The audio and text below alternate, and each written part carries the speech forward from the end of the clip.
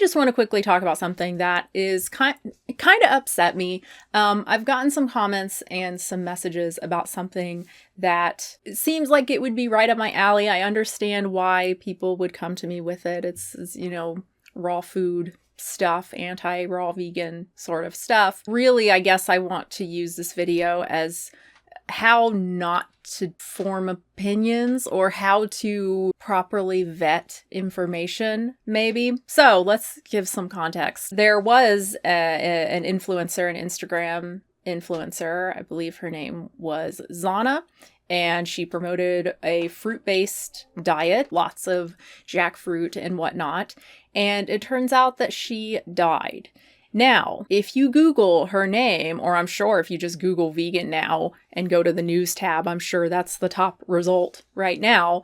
It's saying that she starved to death because of her raw food diet, because she just ate jackfruit and durian or something like that. Tip number 1, if you see some news articles or a series of headlines or whatever, and it's all New York Post, Daily Mail, what's the other one? The Sun or the Mirror or something like that. And just other random sites you've never heard of, or like entertainment, like celebrity sites. Be skeptical. And that is what I saw when I got a comment or message, whatever, about this. So I went to Google and I went to news. And that's what I saw. I saw the New York Post was the first one.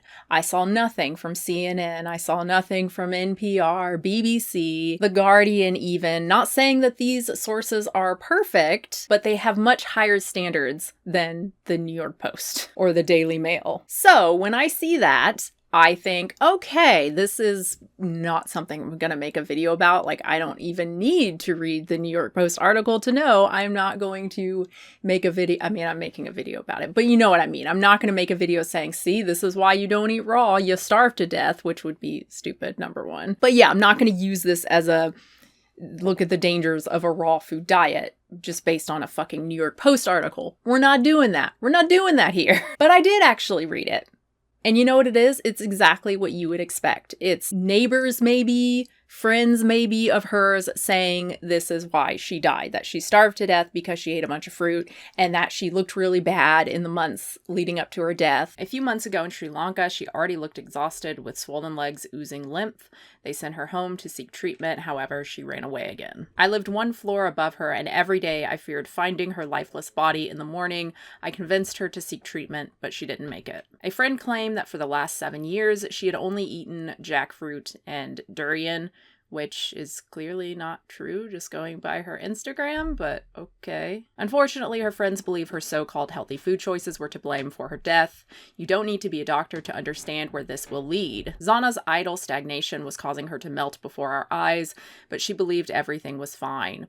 Only her eyes, merry eyes, and gorgeous hair compensated for the dreadful sight of a body tortured by idiocy. Forgive me if it sounds harsh. Her mother says she died. She was in hospital for infection, and that this was because of her diet. And that's it. In fact, they admit we have no official cause of death. In other words, we don't know what happened. We don't know what's going on.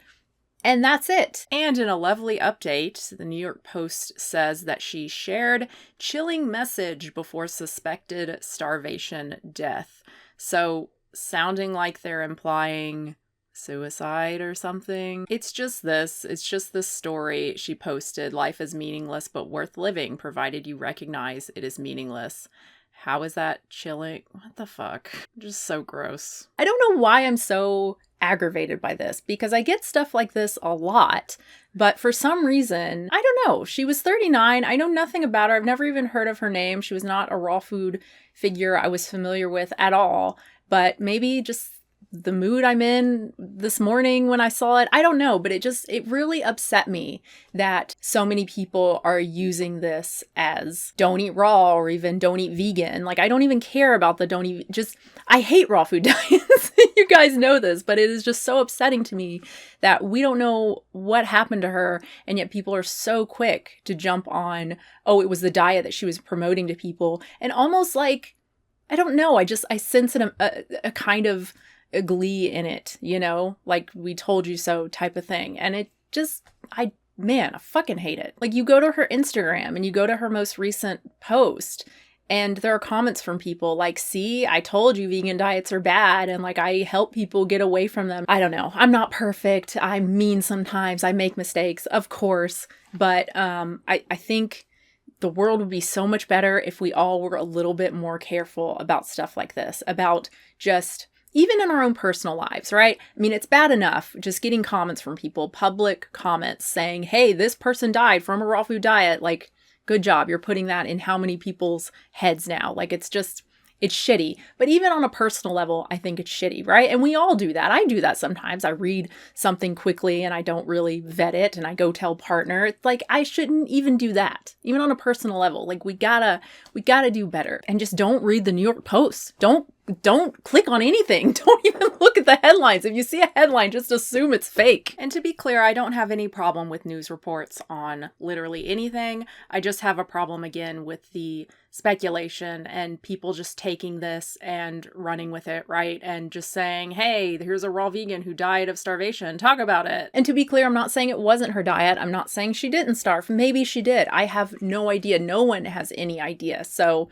let's just be quiet. Like, can't we just be quiet until there's more information? And even then, we can still just be quiet. I hate raw food diets, but most people eating raw food diets are not going to starve to death. That's not why they're bad. Okay, I know that was all over the place, but I feel better now that I talked about it. I hope you guys got something out of it, maybe. I don't know, thinking, now that I've got it out of my system, I feel like I was way too aggro and way too invested in this. I still don't really know why. I'll have to think about it, I guess, but it just really upset me. But yeah, I feel better now. So thank you for watching. I hope you enjoyed it. Like the video if you did, subscribe, hit the bell, all that kind of stuff. Patrons, thank you so much to my patrons at patreon.com/. I'm feeling weird now doing this at the end of a video. Someone died. I don't know. It feels weird. To end on a positive, not really positive because it's like misinformation, but it's kind of funny, so it's kind of positive. But this Miss Biohacker is quite the character. I checked out her Instagram page and we have why you should not use your phone next to your head. Many people still neglect that EMF are harmful, but we just demonstrated how using a charger and cell phone next to your head negatively affect your body voltage, which should be ideally at 0, and radio frequency readings on the multimeter. A meatless diet is not a bloodless diet. So yeah, she's definitely anti-vegan. Lots of posts with anti-vegan sentiment. So kind of using this whole thing to, promote her brand and push her narrative. That's always fun. Anyway, we have vegan burger and the animals that lost their lives during the process. Jesus Christ. It's much more sustainable and healthy to rely on local, organic, and regenerative farmed food. Oh, really?